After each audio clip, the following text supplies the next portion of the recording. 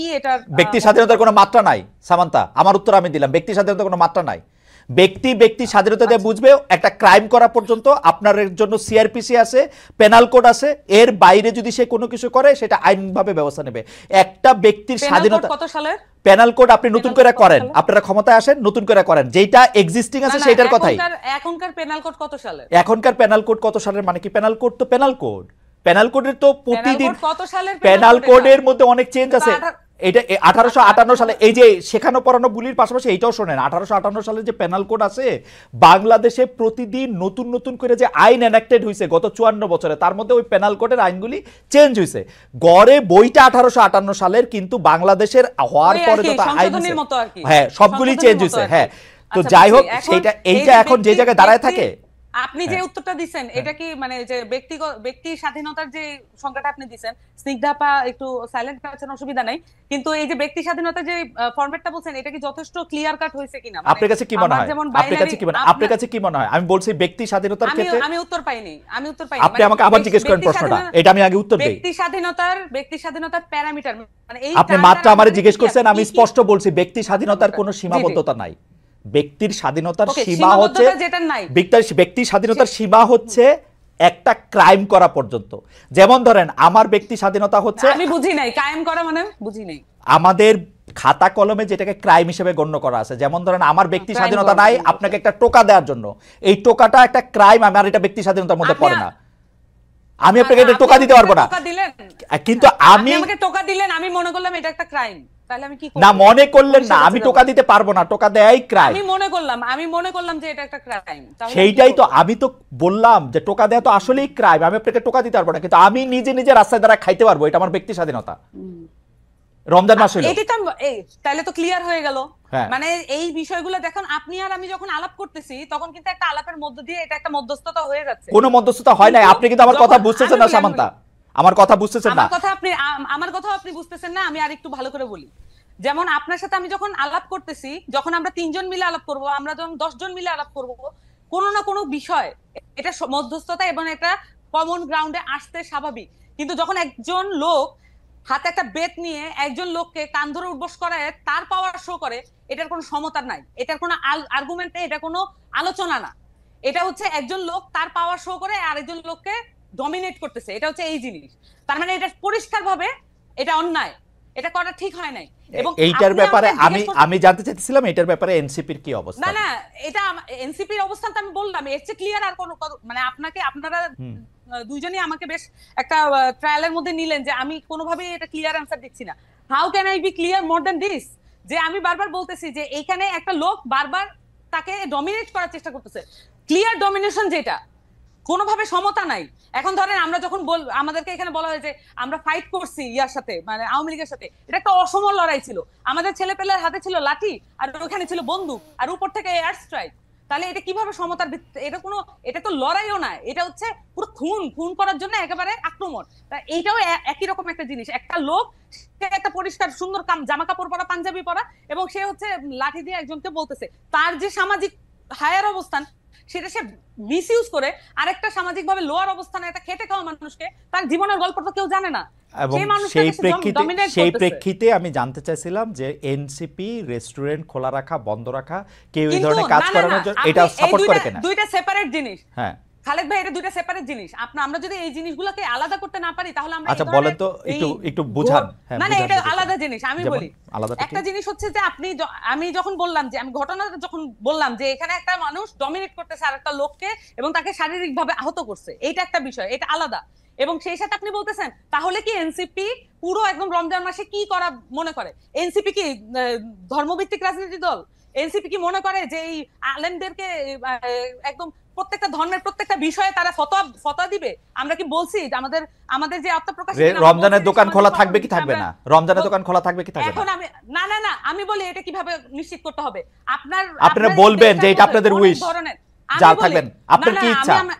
আমি আমার উইশ বলতেছি, আপনি কি আমাকে বলতে দিবেন? আপনি বলতেছেন তো, বলেন। আমি বলতেছি তো, এখানে ক্লিয়ারলি এখানে ইসলামের মধ্যে এবং নানান ধর্মের মধ্যে অনেক ধরনের ফ্যাকশন আছে, অনেক ধরনের বিষয় আছে, প্রত্যেকের রিপ্রেজেন্টেশন নিশ্চিত হয়। এমন করে বোর্ড গঠন করে দিক, এমন ভাবে বোর্ড গঠন করে দিক যেখানে এই যে তাত্ত্বিক আলাপটা হোক, সেটার জন্য তো আমরা ওয়েল ইকুইপ না। আমাদেরকে যদি ফ্যাসিলিটেট করতে বলে, আমাদেরকে যদি জনতা সেই দায়িত্ব দেয়, আমরা সেটা করব। সকল পক্ষ থেকে আমরা আলেমদেরকে নিয়ে আসবো, এক বোর্ডে বসেন, আপনারা সিদ্ধান্ত নেন এটা কি হবে। কিন্তু যে কোনো একটা পার্টি এটা হ্যাঁ না বা এটা বলে দিল, আর সেটাই হচ্ছে ওই বাংলাদেশের রুলস হয়ে যাবে। ধরেন জামাত বলছে যে এটা করা, আমি ধরেন বলতেছি জামাত বলছে এটা করা উচিত না, আমরা বলতেছি এটা করা উচিত, তাহলে বাংলাদেশের জনগণ কি করবে? কার কথা শুনবে? যে যে পার্টি করে সেই পার্টির কথা শুনবে। তাহলে বিভাজন আরো স্পষ্ট করি আমরা। আপনারা এটা বোর্ড করে দেওয়ার পক্ষে যারাই আলোচনা করবে এবং সেটার মধ্যে আলেমরা থাকবে। আমরা মনে করি স্পেশালাইজ যে কোনো বিষয় যখন এইটার মধ্যে আপনি মনে করতেছেন যে আমি মনে করতেছি যে এটা, আমি মনে করি সেটা আপনি মনে করতেছেন এটা স্পেশালাইজড বিষয়। আমি বলতেছি ভাই এটা স্পেশালাইজড বিষয়। আমি মনে করতেছি এটা স্পেশালাইজড বিষয় এবং এইটা আমি রাস্তায় খাবো কি খাবো না, মানে রেস্টুরেন্টে খাবো কি খাবো না, এটা স্পেশালাইজড বিষয়। এটার সাথে এটা সম্পর্ক না। এখানে দেখবেন যে রোজা অমুক তমুক অনেক কিছু নিয়ে আসছে এখানে কনসেপ্টের সাথে। আপনি যখন প্রশ্ন করছেন এখন আপনি আরো বেশি সিম্পলিফাইড করে ফেলতেছেন। আপনার প্রশ্নটা প্রথমে এটা ছিল না, আপনি এখন মানে এটাকে কম্প্রোমাইজ করতেছেন আপনি তর্কে জিতার জন্য। আমি বলতেছি যে সামান্তা লুক, সামান্তা এই যে শুনেন সামান্তা, এই তর্কে জিতা জাতীয় কথা মানে বললেন না। আপনি তর্কে জিতছেন, 100-তে 99 পাইছেন। আপনার কথা আমি বুঝতে পারছি, থ্যাংক ইউ। আমি ডক্টর স্নিগ্ধার কাছে যাই। ডক্টর স্নিগ্ধা, আমি জনাব আমি সামান্তা শারমিনের কথা আমি বুঝতে পারতেছি। তারা বলতেছেন যে এই দায়িত্ব তারা কেন নেবেন, যে এই দায়িত্ব তারা যে একটা ঘোষণা করবেন। এটা আমি বলি নাই। আচ্ছা, আবার বলেন কি বলছেন। না আপনি থাকবে, তার মানে আমার কথা আবার রিওয়াইন্ড করে দেখা যাবে না। আপনি এটা বলতেছেন না যে এই সিদ্ধান্ত এনসিপি দিবে না, আপনি এটা বলেন নাই? আমি বারবার বলেছি এনসিপির কাছে যদি জনগণ সকলে মিলে বলুক এনসিপি এটা সলভ করতে হবে, কিন্তু তা তো না। এক একটা পলিটিক্যাল পার্টি, এক একটা জনগোষ্ঠী এক একটা পলিটিক্যাল পার্টি করে। তাহলে এই যে এতগুলো মানুষের দায়িত্ব তো আমরা যদি নিতে চাই তাহলে আমাদেরকে তো ফর্মালি দিতে হবে। তাহলে আমরা সকলকে মিলে এটা একটা বোর্ড গঠন করে আমরা এই সমাধানগুলো দিয়ে দিই। কিন্তু আমাদের রাষ্ট্রীয় কাঠামো আছে, আমাদের ইসলামিক ফাউন্ডেশন নাই। এই সমস্যাগুলো সমাধান করা কি ইসলামিক ফাউন্ডেশনের দায়িত্বের মধ্যে পড়ে না? তাহলে আমরা যে ট্যাক্সের টাকা দিয়ে এই প্রতিষ্ঠানগুলো চালাই, তাহলে আমরা কেন ট্যাক্সের টাকাটা নষ্ট করি? ওকে, আমি আর কিছু বলতে চাই না, আমি মোটামুটি এটা রিওয়াইন্ড করে দেখা যাবে। আচ্ছা, প্রথম কথা হলো যে ইসলামিক ফাউন্ডেশনের প্রসঙ্গটা যখন আসছে, ইসলামিক ফাউন্ডেশনের কথাতে আমরা জানি যে ইসলামিক ফাউন্ডেশন এসব ক্ষেত্রে আসলে ওই মানে স্পষ্ট অবস্থান নেয় না। আমরা একটু ডক্টর রিজনের কাছে আসতে চাই যে এটা নিয়ে আসলে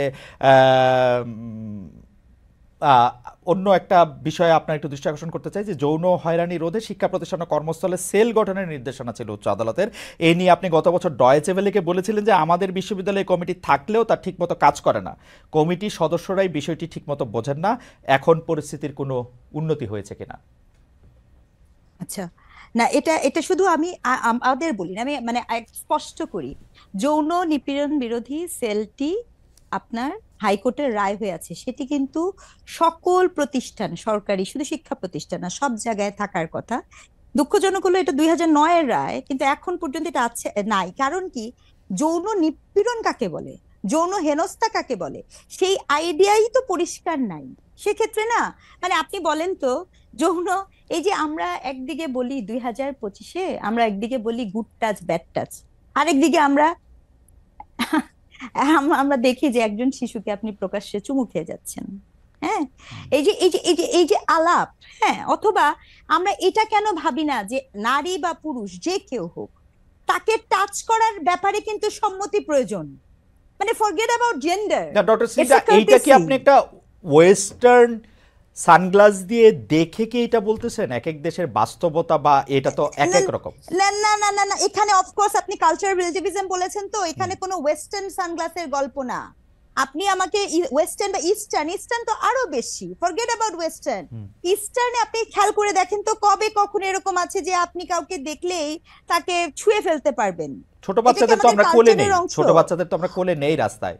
আচ্ছা, এখানে আমি আপনাকে একটা কথা বলেছি, কোনো কিছু যদি কালচারের মধ্যে, আমি একদম নির্লিপ্তভাবে একজন নির্বিজ্ঞান হিসেবে বলি, কোনো কিছু যদি আপনার কালচারে থেকে থাকে এবং সেটি যদি আপনার এই ধরনের মানে অন্যায়ের দিকে ধাবিত হয়, সম্ভাবনা তৈরি করে ক্ষতিগ্রস্তের, তাহলে সেটি আপনার কালচারে থাকলেই সেটি জায়েজ। গল্পটা তো তা না খালেদ ভাই। যেমন আপনাকে আমি একটা স্পষ্ট করি, আপনি কি জানেন না কত শত এক্সাম্পল দেয়া সম্ভব? আপনার গবেষণা কি বলছে যে এই যে শিশুরা, একজন শিশু তার পরিবারেই নিরাপদ হচ্ছে না, এই শিশুর কিন্তু প্রথম শত্রুটা, এটা কিন্তু একটা খুব সিরিয়াস ডিসকাশন।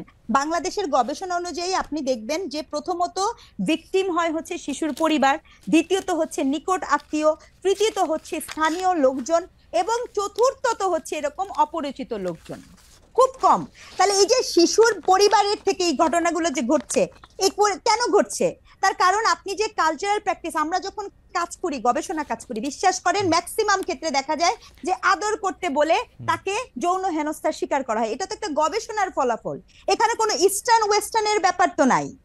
এক, দুই, আপনাকে আরেকটা কথা বলি, এই যে আলাপটা আপনি হাইকোর্টের কথা বলছেন, আপনি দেখেন, আমার বলতে কোনো দ্বিধা নাই, এই যে এখন সবাই এই যে ঘটনাটা ঘটেছে, এটা তো খুনের শাস্তি, ফাঁসি হবে। এটা কিন্তু আমি আবার রিপিট করেছি, অ্যাটেম্পট টু মার্ডার, খুনের শাস্তি, এটা ফাঁসি হবে। কিন্তু আমরা কি এই আইনটা কখনো করতে পেরেছি যে ধর্ষকের বা এই ধরনের ইস্যুতে এটা জামিনযোগ্য অপরাধ হবে না? ধর্ষণের ক্ষেত্রে এটা আপনি জামিনযোগ্য অপরাধ হিসেবে গণ্য হবে না। শুধু এতটুকু করেন, দেখবেন মানে অনেক কিছু মুশকিলে আসান হয়ে যাবে। কিন্তু ওদিকে আপনি হাঁটেন না কেন? এটার জন্য তো আপনাকে একাডেমিক স্কলার আছে, গবেষণা করে, তাদেরকে বসান, আলাপ করেন, দেখেন সিচুয়েশনটা কি হয়, তারপরে না আমরা এদিকে যাব। আজকে আপনার যৌন নিপীড়ন, আপনার প্রত্যেকটা প্রতিষ্ঠান, সচিবালয় থেকে কর্মক্ষেত্রে, ওয়ার্কিং প্লেসে, আপনি দেখেন এই যে ঢাকা বিশ্ববিদ্যালয়ের ঘটনাটা, আচ্ছা আসলে কি ঢাকা বিশ্ববিদ্যালয়ের যে ঘটনাটা ঘটলো, ওই যে মেয়েটাকে, যে ছেলেটা এই কথাগুলা বললো, এই যে এটা যে একটা ভার্বাল অ্যাবিউজ, যৌন নিপীড়নের তো অনেকগুলো ধারা আছে, ভার্বাল অ্যাবিউজ আছে, হ্যারাসমেন্ট আছে, বুলিং কিন্তু আছে। ডক্টর সিং দা এগুলি তো আছেই, কিন্তু আবার আমাদের তো এটা একটা দেশ, আমরা তো 53-54 বছর ধরে এই দেশের মধ্যে থাকি। আপনি দেখেন যে আইনটার কথা বলা হচ্ছে, সামারি ট্রায়ালের কথা বলা হচ্ছে, যেখানের মধ্যে কোনো কিছু কাউকে শোনা হবে না সেরকম বলা হচ্ছে, এটা তো অনেক মিস ইউজও হইতে পারে। আপনি আমাকে পছন্দ করেন না, আপনি আমাকে জানেন না, আমি আপনার সামনে দিয়ে হাইটে গেলাম, আপনি বললেন আমি আপনাকে ভার্বাল অ্যাবিউজ করছি, যদি বাংলাদেশের আইনটা আমাকে প্রোটেকশন না দেয় আমি কই যাব বলেন? আচ্ছা আচ্ছা, না এখানে একটা বিষয় থাকে, ভার্বাল অ্যাবিউসের তো আপনার তো অপরাধগত মাত্রা থেকে আপনি শাস্তি দিবেন, তাই না?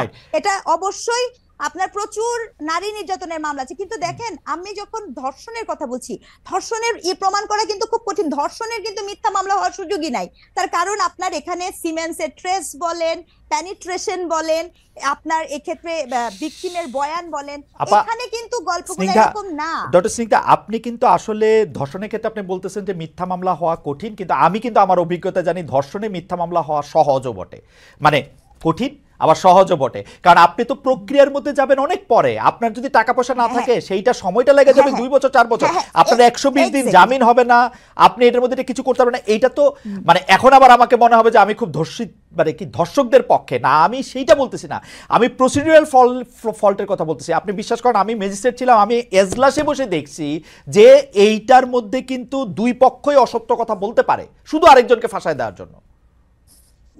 অবশ্যই অসত্য কথা বলতে পারে খালেদ ভাই, কিন্তু সেক্ষেত্রে আপনার কি করতে হবে, আপনি যদি এই মামলাগুলোকে দ্রুত বিচার ট্রাইব্যুনালে নিয়ে আসেন, এবং এক্ষেত্রে খুব অ্যাক্টিভ রোল প্লে করতে পারে আমাদের ট্যাক্সের টাকায় চলা সমাজ কল্যাণ মন্ত্রণালয়। গত 53 বছর ধরে এই মন্ত্রণালয়টা আসলে করে কি, আমাকে একটুখানি বুঝায় বলেন।